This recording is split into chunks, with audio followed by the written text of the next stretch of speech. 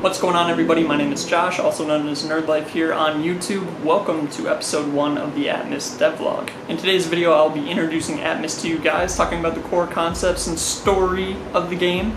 I'll also be talking a little bit about myself, and then we'll check out what I have implemented so far. And then this video will also encompass any new features and development I work on over the next few weeks, the next month, or something like that. We'll see where I want to end up cutting it off. I don't know yet, but we will have new development in this video. So a little bit about myself. I have been a full-time software developer for about 2 years now. Came out of college with a computer science degree, didn't really do much game development in college. I took one game development class, did not major in game development. I use a lot of C# at work, so I decided to learn Unity about 2 months ago now, and it's been going really well ever since. I made a demo type game to help me learn the core concepts of Unity, and I feel very comfortable and ready to make Atmos at this point. I've also been doing a bit of Blender work for the last year or so, feel very comfortable with that as well.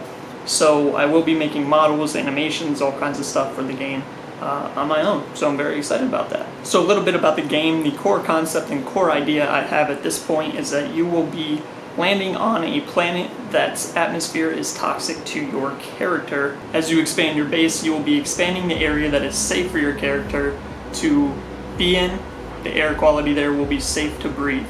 If you venture outside of this area, you'll start losing health, and there will be ways to get around this in the future, but that is the core idea. You're trying to expand the area of clean atmosphere and clean up the planet that you're on. Each planet at this point I think will be procedurally generated, so it'll be a different experience each time you play, but they will have these same sources of toxicity, if you will. And there'll be multiple sources, and each source will have a boss. Each boss will be affected differently by which corruption you use against them, which means you will be able to harness the power of these corruptions in the planet and use them in your weapon. So that is like the general idea I have right now. There's a ton more that I'm sure I'll think up of, but think Terraria meets Astroneer meets,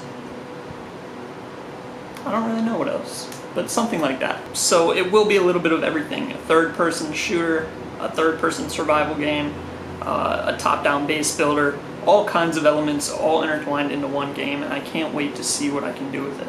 So with that being said, let's hop right in and I'll show you what I've done so far.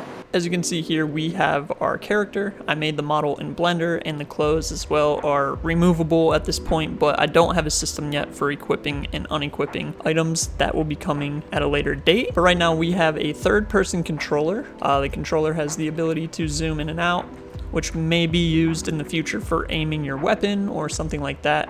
And you can see we have a crosshair here. So the crosshair actually is functional. If we move up to these items here, you can see that we're able to interact with them. And if we press E to interact with the orb, as the UI is telling us, we can add it to our inventory. Our inventory right now is capped at 10 spaces. So if we were to, add 10 items, then there you have it. So we have a basic interaction system, a basic inventory system, and the camera and controls. Now, if I were to switch over to the other camera here, which is this top-down view, you can see the cursor becomes available. We have work to do, such as hiding this, hiding the crosshair, etc., but this is also zoomable. You can move or fly around the map with it, and this will be where you're planning out your base, building new chunks of your base, so you'll be able to see which areas are toxic, which areas are not toxic, and you'll be able to do a lot in this view. So I'm very excited to have the two different views. Switching between it is working as intended, and yeah, version 0.1, this is all I wanted to do, and that's what we have. Okay, so in this devlog we are going to be covering version 0.2 here, and you can see I switched up the board a little bit. So this version's goals are we want to get the resource collection system working, we want the inventory to have a better UI and a functional UI, and we want to implement basic animations for our character. So that's what we will be covering in this devlog. So without further ado, let's get started on resource collection.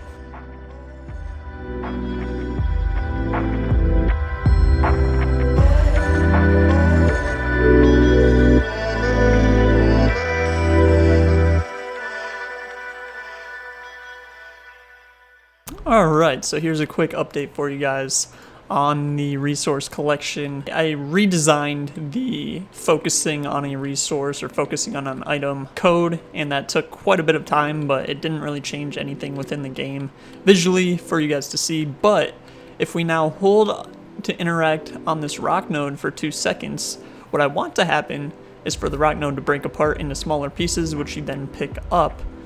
And something funny that occurred while I was trying to set this up was this, so check this out.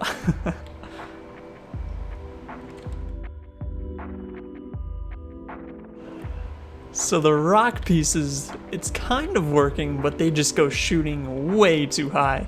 So let's try to fix that up, and then we're getting pretty close to being done with this part.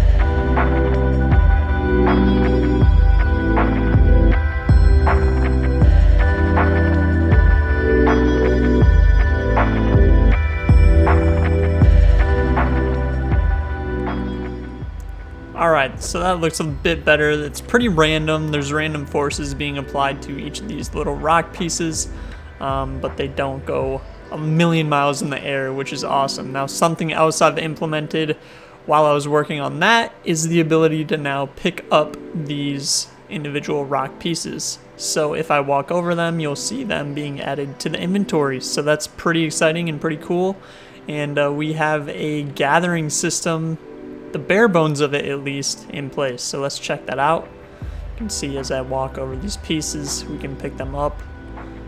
And when we hit our limit of 10, once again, if we get more pieces here, we are now not picking them up. Obviously, there's weird stuff going on with colliders and all that, but I'm liking the progress so far. I'm really, really happy with what we have at this point.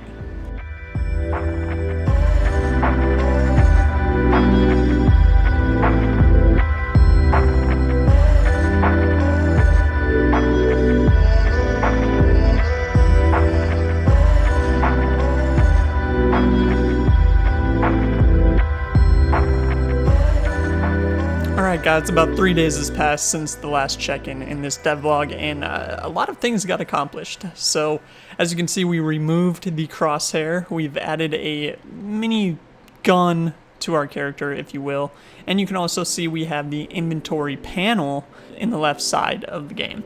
So the reason we removed the crosshair is because when you fire the gun using left click, you can see that we now have this particle beam going out. Obviously, this is not a final product at all.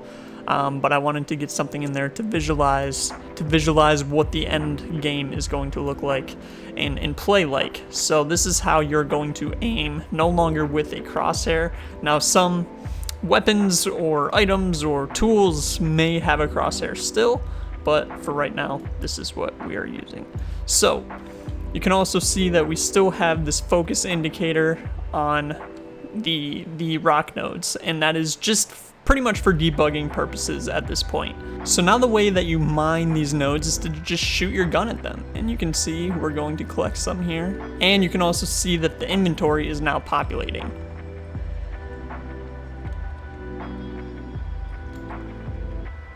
And we're able to stack items. So the inventory is populating with the item name that eventually is going to be changed to an icon, and you can see the stack number going up. Right now, for this particular item, the max stack you can have in a single slot is 10. So when we hit 10, you can see it'll go to the next slot.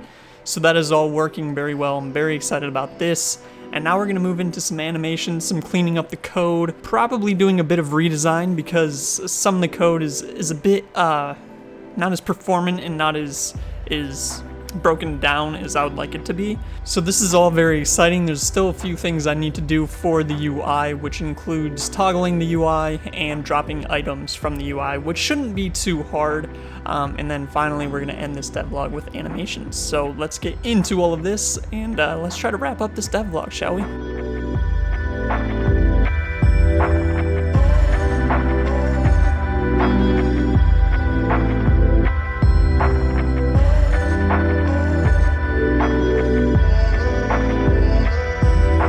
Alright, so the final few things I wanted to accomplish in this devlog was implementing some animations from Blender and getting them working in the game, wrapping up the inventory system, so dropping items out of the inventory system, in this case we're just deleting them, stacking, toggling the inventory, being able to actually, interact with the inventory, want to get that up and running.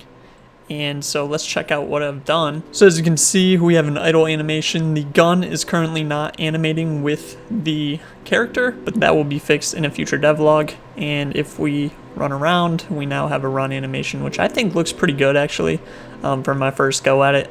So pretty excited about that. You can see there's still some glitches here with the focusing system, but it's nothing I'm too worried about. So now let's check out what I've accomplished with the inventory. So let's go to this guy since he's focused. I don't really know why that material is not changing, but you can see we now pick up the items. We can tab and open up the inventory, and then that unlocks the cursor. One bug that I'm having is my character continues to move, so we'll have to figure that out. But now we can see the stack size, and if we click on an item, that is, in this case, at this point, removing the item, and it'll go down to 0.